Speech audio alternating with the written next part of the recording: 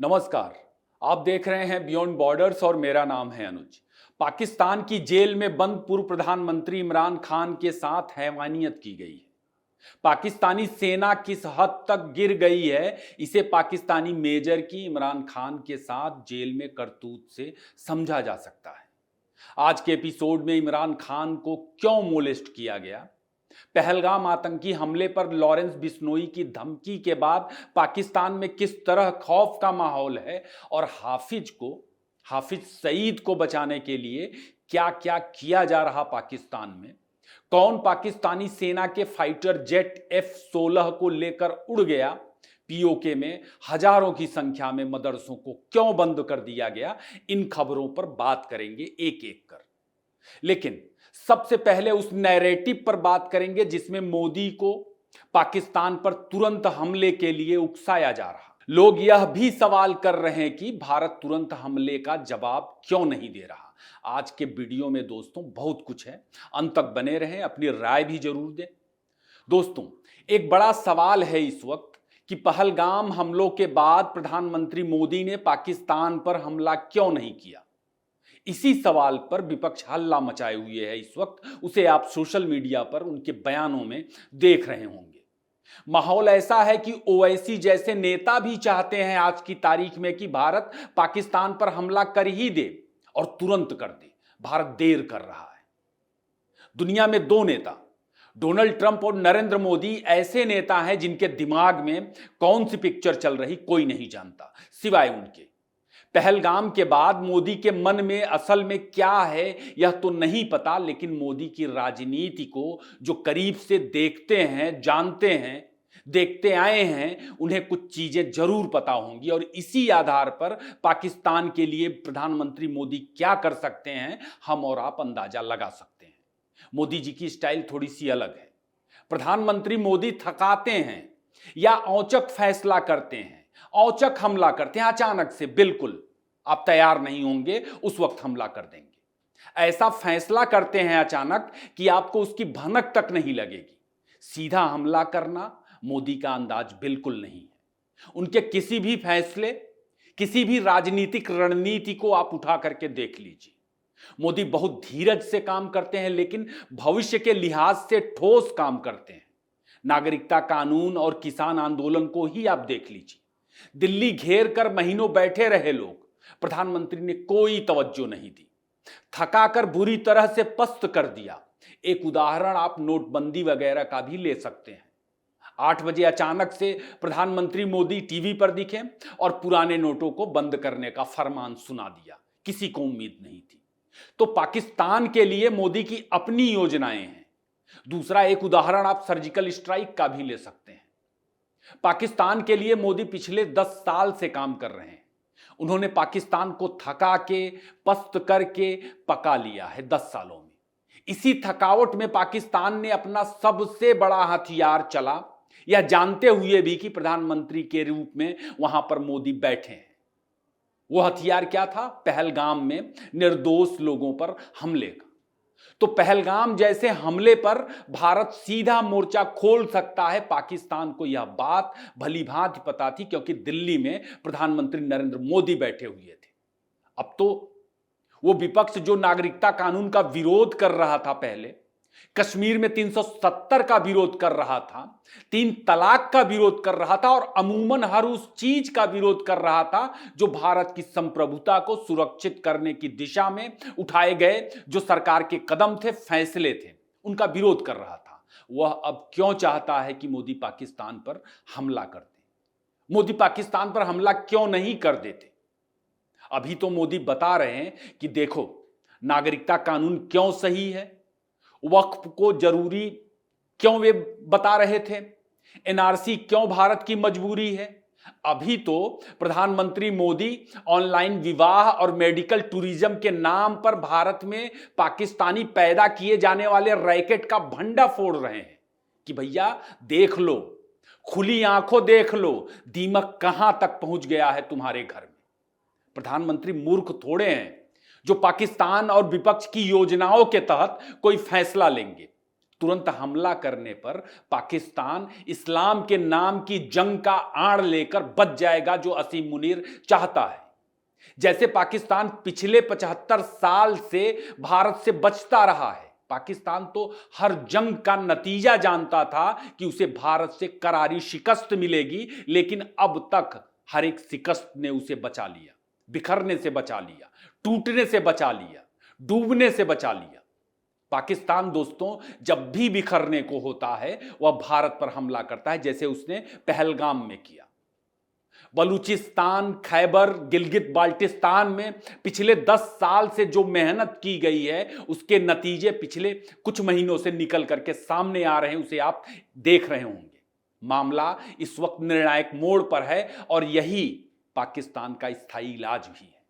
पानी बंद करो, पानी खोल दो, मिसाइल दागते रहो, इतना दागो कि धुआं धुआं हो जाए पाकिस्तान, अज्ञात वहां पर ठोंकता रहे, निशाना बनाता रहे।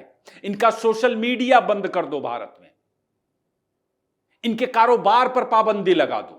मेडिकल टूरिज्म जो ये करते हैं और मेडिकल टूरिज्म के नाम पर भारत में आकर के ऑनलाइन शादियों के बाद बच्चे पैदा करते हैं, वो बंद कर दो, अलग थलग कर दो इन्हें दुनिया से। तो मोदी पहले पाकिस्तान के कम से कम 4 टुकड़े करेंगे और फिर ठोकेंगे। ऐसा नहीं है कि छोड़ देंगे, मोदी किसी को छोड़ते नहीं। मोदी तो चाहते हैं कि पाकिस्तान अपनी पूरी ताकत इस वक्त भारतीय सीमा पर लगा दे। बाकी पहलगाम का बदला बराबर लिया जा रहा और कायदे से लिया जा रहा।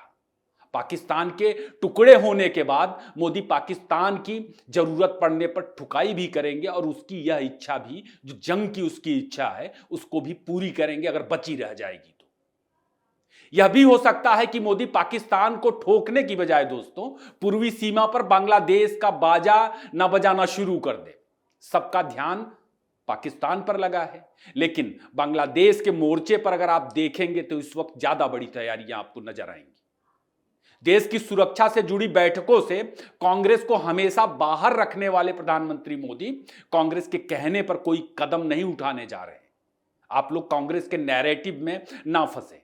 बाकी कांग्रेस के जो अब्दुल सुसाइड बॉम्बर के रूप में पाकिस्तान जाने की अनुमति प्रधानमंत्री मोदी से मांग रहे हैं, उन्हें मेरी तरफ से पूरी परमिशन है। तुम्हें रोका किसने है भाई? यहां तो बम फोड़ने के लिए अनुमति लेते नहीं हो। जैसे यहां बम फोड़ते हो, जाओ पाकिस्तान में भी घुस के फोड़ दो। आने जाने का रास्ता तो तुम्हें मालूम ही होगा। पाकिस्तान तय था पहलगाम के बाद कि भारत तुरंत हमला करेगा। क्यों नहीं कर रहा? इस पे वहां हैरानी है, पाकिस्तान में हैरानी है। इस पे भारत में एक विपक्ष का जो तबका है उसको इस बात पर हैरानी है कि भारत ने, मोदी ने अभी तक पाकिस्तान पर हमला क्यों नहीं किया। आईएमएफ से जो चंदा मिला था, टैंकों में तेल भरा के भारतीय सीमा पर पाकिस्तानी सीमा पहुंच चुकी है, सेना पहुंच चुकी है, लेकिन लॉरेंस की गैंग ने कहा हम बदला लेंगे। ऐसे ऐसे पाकिस्तानी को मारेंगे जो 1 लाख के बराबर होगा। हाफिज सईद पर पहले ही कई प्रयास हो चुके हैं। अज्ञात ने तो हाफिज सईद के कई रिश्तेदारों को पाकिस्तान में निपटा दिया है, तो उसे भारतीय सेना और लॉरेंस की गैंग से छिपा के सिविलियन की बस्ती में रखा गया है, लोगों के बीच, शहर में, भीड़ भाड़ वाले इलाके में, ताकि कहीं भारत मिसाइल से ना अटैक कर दे या फिर लॉरेंस बिश्नोई का कोई गुर्गा वहां पर जाकर के उसे ना ठोक दे। डर था कि पाकिस्तान को भारत सर्जिकल स्ट्राइक करेगा, और इस डर में पीओके में हजारों मदरसों को बंद कर दिया गया, जिसमें करीब करीब 30,000 से ज्यादा जिहादी ट्रेनिंग लेते हैं। पाकिस्तान ने बहाना क्या दिया है? हीट वेव की वजह से मदरसे बंद किए गए हैं। मतलब कश्मीर भी हीट वेव से तड़प रहा है। यह मजाक तो आप समझ ही रहे होंगे, उसके पीछे की वजह क्या है यह तो आप समझ ही रहे होंगे। सेना बलूचिस्तान से निकली और भारतीय सीमा पर पहुंची तो आप देखिए कि बलूचिस्तान में इस वक्त रोज पाकिस्तानी ठोके जा रहे, दर्जनों की संख्या में। पाकिस्तान के पास दोस्तों इकलौता F-16 फाइटर जेट है, जिसे भारत के लड़ाकू विमानों के हमलों से बचाने के लिए बलूचिस्तान के एयरबेस पर छिपाया गया था। और वहां से एक खबर यह आ रही है कि टीटीपी ने एक पाकिस्तानी F-16 विमान को चुरा लिया है। ये सब हैरान करने वाली खबरें पाकिस्तान से ही निकल करके आ रही हैं। चीन से जंग लड़ने के लिए पाकिस्तान चंदा मांग रहा है, कुछ पैसा दे दीजिए, हम एक आध हफ्ता चीन भारत के साथ जंग लड़ सके। असीम मुनीर और शहबाज शरीफ के खिलाफ पाकिस्तान के पंजाबी इलाकों में लोग सड़कों पर उतर आए हैं, इस्तीफा मांगा जा रहा है। तो पाकिस्तानी सेना और सरकार ने खुद को बचाने के लिए इमरान खान के साथ एक घिनौना काम किया ताकि इमरान को तोड़ दिया जाए। मुझे समझ नहीं आ रहा कि मैं ये घिनौनी खबर आपको बताऊं कैसे। ये पाकिस्तान से आई एक ऐसी खबर है जिसे सुन करके हंसी भी आ रही, हालांकि यह शर्मनाक खबर है। समझ ही नहीं आ रहा कि आपको कैसे बताऊं। इमरान खान जो जेल में बंद है, उम्रदराज है, बीमार है, बूढ़ा है, उस बेचारे को जेल में मोलेस्ट कर दिया गया। पाकिस्तानी सेना के एक मेजर ने उसे जेल में मोलेस्ट किया। बहुत सारी मीडिया रिपोर्ट्स हैं इस बारे में, शायद आपने उन्हें पढ़ा भी हो। मेडिकल की जो रिपोर्ट है, उसके हेल्थ की जो चेकअप रिपोर्ट है, वह भी लीक हो गई है सोशल मीडिया पर। और बताया जा रहा उसके जरिए कि कुछ दिन पहले जेल में बंद इमरान खान का हेल्थ चेकअप किया गया था। इसके लिए वहां एक मेडिकल टीम पहुंची थी और जांच में पता चला कि बूढ़े इमरान खान को तो जेल में बुरी तरह से मोलेस्ट किया गया था। हफ्ते भर से इमरान खान को उनके अपने जो घर वाले हैं, उनकी पार्टी के जो कार्यकर्ता हैं, उनसे भी नहीं मिलने दिया जा रहा। इमरान खान अपना यह दुख किससे कहे। अब यह खबर कितनी सच है पता नहीं, लेकिन इसे कई प्रतिष्ठित मीडिया समूहों ने ब्रेक किया है और कई प्रतिष्ठित पत्रकारों ने भी सोशल मीडिया पर इस खबर को साझा किया है, इसके बारे में बात की। बाकी पाकिस्तान भारत तो है नहीं, वहां महीनों से सोशल मीडिया पर बैन लगा हुआ है। वहां क्या कुछ अंदर हो रहा है, वो चीजें जैसे भारत में निकल करके सामने आती हैं, पाकिस्तान में निकल करके सामने नहीं आती। और भारत में अभिव्यक्ति की स्वतंत्रता पर पहरा लगा हुआ बताया जाता है। और पाकिस्तान की हालत आप देख लीजिए। इमरान खान इस पे क्या बताते हैं भविष्य में, इसका इंतजार रहेगा। मगर पाकिस्तानी जेलों में पुरुष कैदियों को मोलेस्ट करना पाकिस्तान के लिहाज से दोस्तों कोई नई बात नहीं। वहां ढेरों मामले और तमाम स्टडी रिपोर्ट्स जो हैं वो अब तक सामने आ चुकी हैं, कई बार सामने आई हैं। पाकिस्तानी सेना और सरकार कितनी भी कोशिश कर ले, अब पाकिस्तान नाम का जो हादसा था 1947 में, जो पाकिस्तान नाम का हादसा बना था, वह बिखरने से नहीं बच पाएगा। भले ही हमास पाकिस्तान के पीओके में, जो पाकिस्तान के कब्जे में है कश्मीर का हिस्सा, वहां पहुंच करके बहुत सारी फील्डिंग करे।